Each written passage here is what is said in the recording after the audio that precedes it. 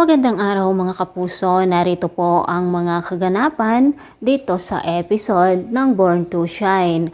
Successful ang pakikipag-collab ni Jennie dito sa BGYO mga kapuso at talaga namang napakasaya ang ating bida pati na rin ang kanyang pamilya, lalong-lalo na ang kanyang coach na si Vanna. At rising superstar nga ang tawag niya dito kay Jennie at ganoon na rin ang unang pag-guesting niya dito kay Boy Abunda mga kapuso. Kung kaya tuwang-tuwa nga naman ang ating bida dahil parami ng parami ang kanyang projects at sa pamamagitan nga po ito ni Coach Vanna Grande. Samantala, hindi naman titigil si Dara dito sa paninira at pambubuli kay Minchi kahit na nasa public place sila. Kung makita niya si Minchi ay tinatawag niya itong kabit o mistress mga kapuso. Buti na lang dumating si Jennie kung kaya't naiwasan ang pag-aaway ng dalawa. Sinabi naman ni Perry na hanggang kaya niya ay wag na wag siyang makipag-away dito kay Dara dahil nga lalong bababa ang tingin ng mga tao sa kanila. Samantala mga kapuso, masakit ang loob ni Jennie dahil dito at sinabi nga niya dito kay Coach Vanna. Sinabi naman ni Coach Vanna na hindi alam ng mga tao ang katotohanan at mga nangyari noon kung kaya't sila ay laging nandiya-judge dito kay Minchi. At sinabi rin niya na in fairness, galit siya sa mga kabit. Ngunit mga kapuso, hindi kaya alam o alam na kaya ni Coach Vanna na si Dara ay kabit ng kanyang asawa na si Freddy? Dahil nga may video sila na magkasama sila sa isang hotel at talaga namang pong nakakagigil at pero sure, parang alam na nito ni Vanna kung kaya't naghihiganti siya ng palihim at ang ginagamit nga niya ay walang iba kundi ang ating bida na si Jennie.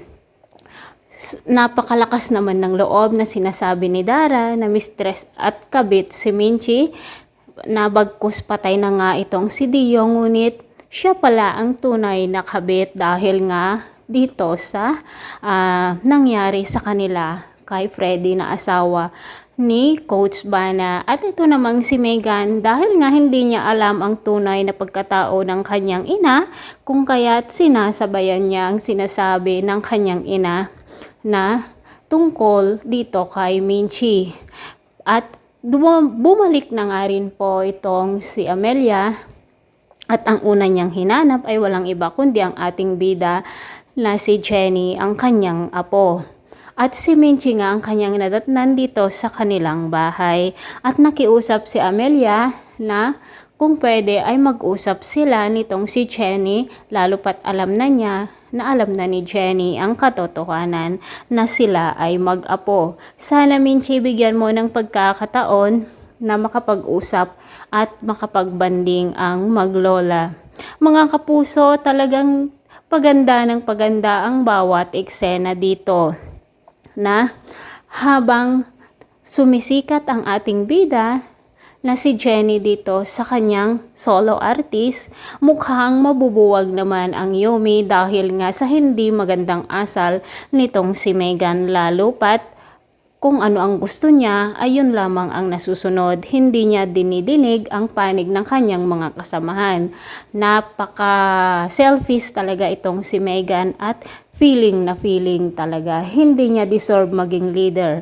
At sa pagkakataong ito, talagang aalis o mukhang aalis na nga sina Nancy at Yuna. At kapag ganon, syempre, hindi na mabubuo ang Yumi at talagang makapagdesisyon na si Monica na buwagin na lamang ito. Ito po ang mga dapat natin abangan dito lamang po sa Born to Shine. Maraming salamat mga kapuso sa walang sawang pagsubaybay. See you on my next video. God bless.